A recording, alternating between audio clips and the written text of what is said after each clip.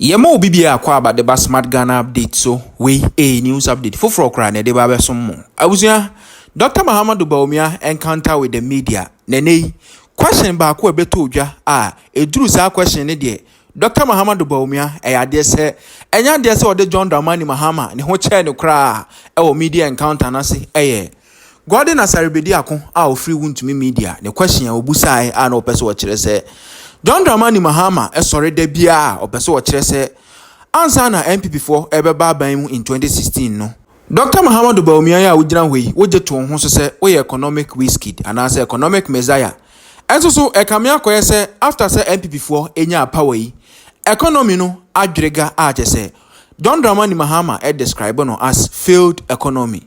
Enti obusa ne se our response bi anase wanu ye bi de ma John Dramani Mahama na da usia Dr. Mahama Bawumia eje question no ade se ene obubu nsemu pa to some extent say odru ba bi no na opeso o kire se John Dramani Mahama kra ignorant isan se isi da se onti data na ho na se anase so o kenkan data na te ase no enya de se oye enti ni question ya sorry anu obusa ne de it doesn't make any sense. Ochiremu John Dramani Mahama oya sure say onim sa anwoma we nyina enti kra na say the bro friend no debate say omra o so o ma no abusua enti ono angasa mra. What the former president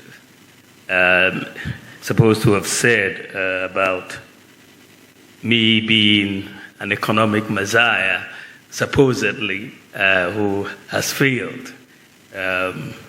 Sometimes I get a little surprised and amazed the former president when he talks about economic mismanagement, because he should know his own record. I mean, we don't all have short memories. We really don't all have short memories. His record in economic management, what he left us with in 2016 was an abysmal record. It's just an abysmal record. We had endured doomsor for 4 years with all the destruction of industry and livelihoods that happened. People died because of doomsor in hospitals. The National Health Service was virtually collapsed. Remember, we are basically back to a cash and carry system. The National Ambulance Service was virtually dead. We had maybe about 37 ambulances for the whole country. Unemployment as a result was very high. Agriculture, GDP growth had declined to 3.4%. 3.4%. Agricultural growth had declined to 2.9%. And of course, industry growth had collapsed because of doomsor. Unemployment was high. There was a freeze on public recruitment as a result. And the banking sector was on the verge of collapse. We had, as a result, the cancellation of teacher training allowances, the cancellation of nursing training allowances. You had a 3-month pay policy for teachers, could work for 3 years and be paid. And many children could not attend senior high school because of difficulties of paying fees and so on. You had many, many challenges that he left us with. So when you juxtapose that record with what we have been able to do in these last 8 years almost, it's really night and day. We have created at least 2.1 million jobs. The latest number I saw was 2.3 million. But let's say at least 2.1 million jobs in the last 7 years. And this is hard data I'm talking about. 2.1 million jobs. We've kept the public sector workers employed and fully paid through the COVID pandemic. We didn't lay anybody off. And if you look at it, we've built more roads, 3 times more the length of roads than what he did in office. We've built more railway than any other government in the Fourth Republic. Expanded rural telephony. There were 78 sites for rural telephony when we came in. Today there are 1,008 sites for rural telephony. We built more libraries, public libraries, than any other government. I mean, his time, he built only 8 years, 3 public libraries, 8 years. And we've built 54 public libraries in 8 years. We've constructed about 12 major fish landing sites across the country. Exim, Dix Cove, Marie, Mumford, Winneba, Senyabreku, Gomoa, Vete, Teshi, Osu, Ekumfi, and Mfansima. Constructed 2 fishing harbors in Elmina and Jamestown. Constructed more sanitation facilities, 817, than any other government in the Fourth Republic. This has increased the proportion of the population with access to toilet facilities from 33% in 2016 to 80%. And 5,400 communities have been declared open defecation free. We've built more sports facilities in Ghana than any other government in the Fourth Republic. Whether you're talking about Boteman or the University of Ghana and so on. When we came into office, there were only 3 astroturfs in the whole of Ghana. The whole of Ghana, 3. Today you have over 150. We've abolished the 3-month pay policy, constructed 120 courts we're constructing, 80 have been completed with bungalows, and we've kept the lights on broadly in the last 8 years. We've restored teacher and nursing training allowances. We've increased the beneficiaries of scholarships by 70%. And the national health insurance is now being extended to cover sickle cell patients with hydroxyurea, very expensive drug, but I led the negotiations for that to happen. We have extended the national health insurance to cover childhood cancer, extended the national health insurance to cover kidney dialysis for over 60s and under 18s. We saved the deposits of 4.6 million bank depositors who really were going to lose their deposits if those banks were not saved.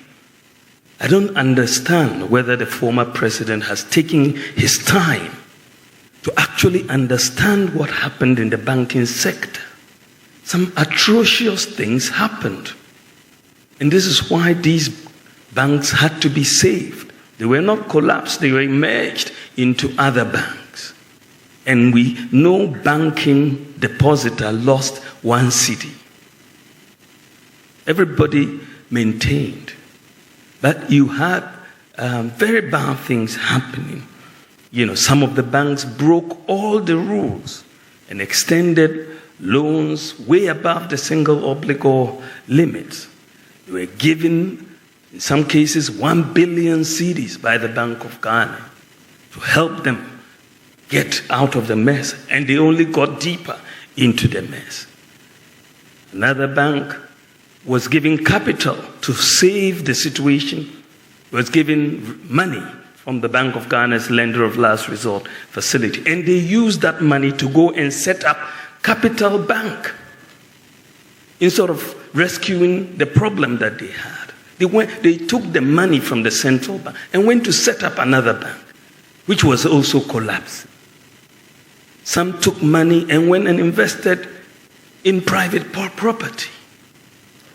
So it was against this background when the governor came to report, and this was one of my nightmares as in the last 8 years. I couldn't sleep that night. That the banking system, most people didn't understand how close we were to a collapse of the entire banking system. But we were this close because all it would have taken was for a few depositors to go to UT Bank or UMT and they'll tell you there's no money. What would happen? There would have been a complete run on the banking system in Ghana. We would have collapsed the banking system. When the governor came to report that we were on the verge of collapse, decisions had to be taken to save the banking system and to save depositors. And this is how come we had to merge many of these banks into other banks. And we saved 4.6 million depositors. I'll ask the former president, if he hasn't read, to go and read the receiver's report, or to go and read the Bank of Ghana report and acquaint himself before making any further comments on matters he clearly does not understand. He needs to get an understanding before you make comments. And you cannot hand over a bank's license to them. This is subject to legal procedure. You have to go to court. You don't have the power in our constitution to do that. And I'm surprised sometimes because he has been president before and he should know these things. He should know these things. He should know these things.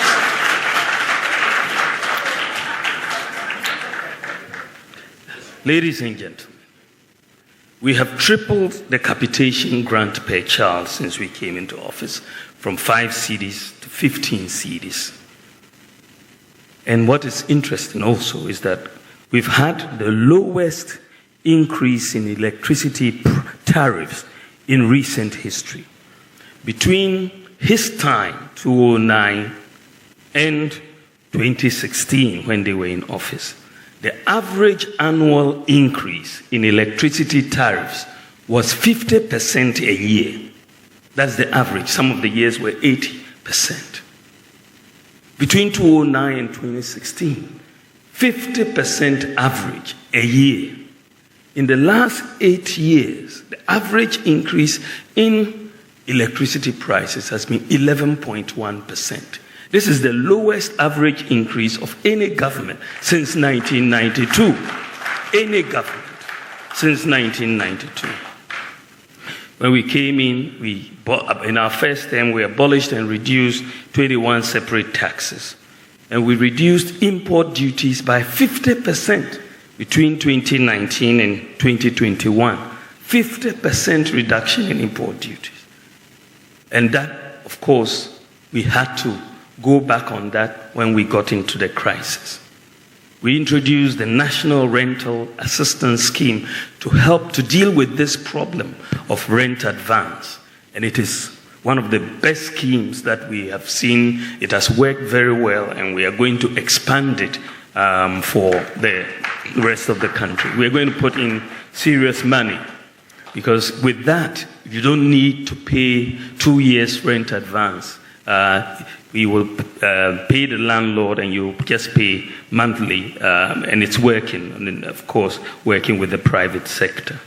Infant mortality under our government has come down from 37.9 in 2016 to 31.7. And in terms of LEAP, Livelihood Empowerment Against Poverty, we have increased payments almost tenfold, from 49 million that we used to pay every year to 423 million LEAP payments.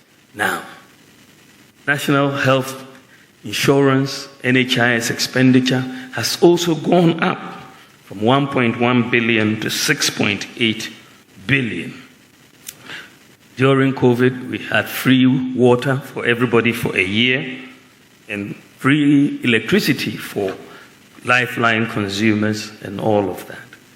We brought in over 4 million beneficiaries now under school feeding, up from 1.6 million.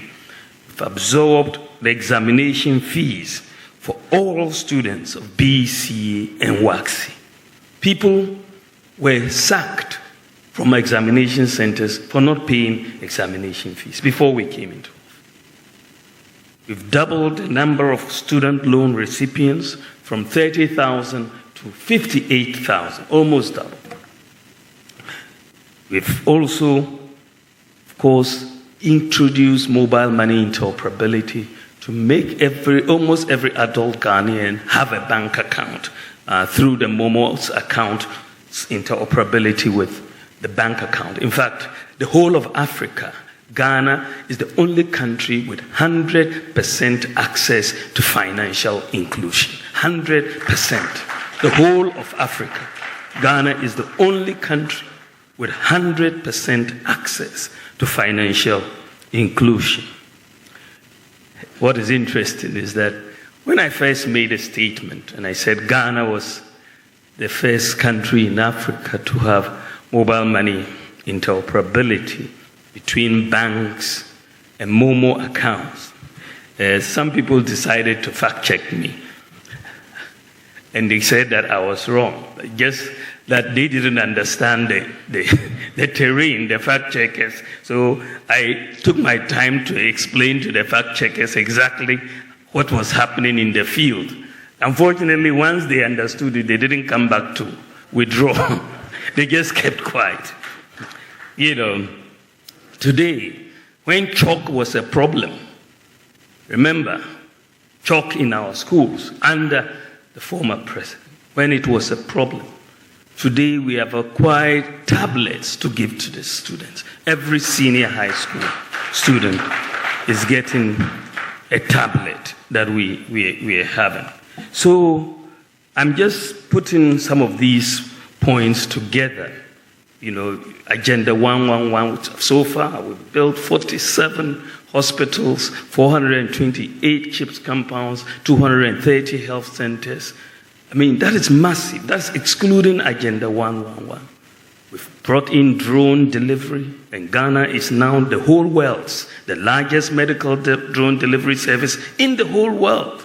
We're leading the world. The ambulance service, which was collapsing, we've brought in one constituency, one ambulance, and we are making a lot of progress in that direction. So I think that, I mean, what is clear, and I don't have to go through every sector.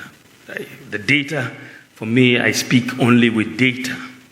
And the data is very, very clear that we have our government.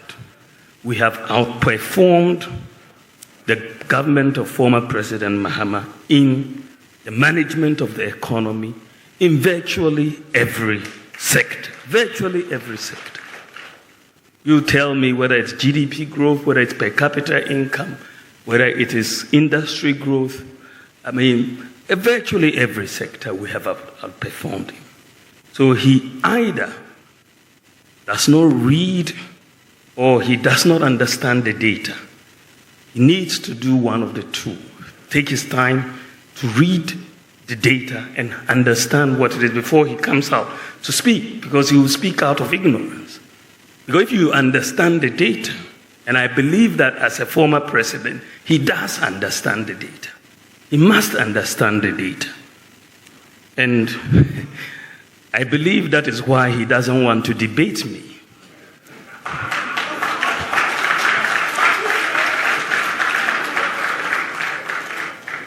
I believe so. That is why he doesn't want to debate me. He's running away from that. So if, according to him, we have mismanaged the economy in the midst of a global crisis, if our mismanaged economy is outperforming you in virtually every sector, this economy that you are saying has been mismanaged. We are performing you in GDP growth, in per capita income, in gross international reserves, in every sector, roads, hospitals, schools, everything. Free SHS, all of that.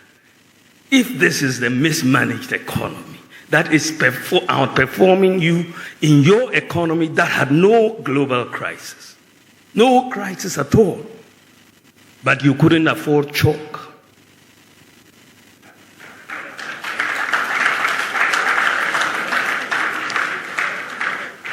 You couldn't afford chalk, but there was no crisis.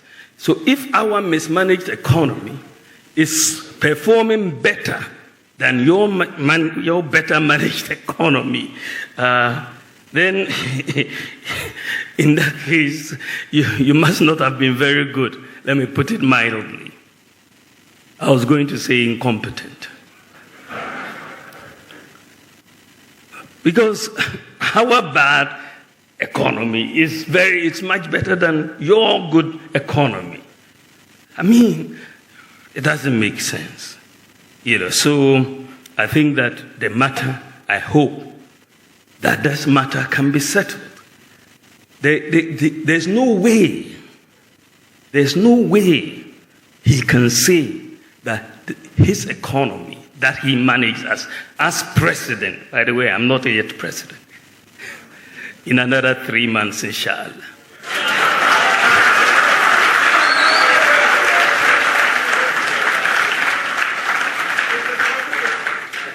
Yeah, I mean, let us settle this matter. And you are members of the press. You read the data. You follow the data. You know the data. You know that we have done better than him. So why does he want to come back? I mean, it's like you go for an exam with someone in school. You score 70%, they score 30%. And they want to convince people that they are better than you. It doesn't make sense in that sense. So I seriously believe that statement, that we have failed. Of course, we've had challenges. Nobody can say we haven't had challenges. We have had challenges, serious challenges that have kept me up at night. In 2022, that was the horrible year for us, 2022. Petrol prices went up to 23 cedis per liter. We were losing reserves so badly, and you saw food prices going up and all of that. That was a real challenge that we had to deal with. And this is how we came up with the whole gold for oil, gold purchase program, and that has really helped us.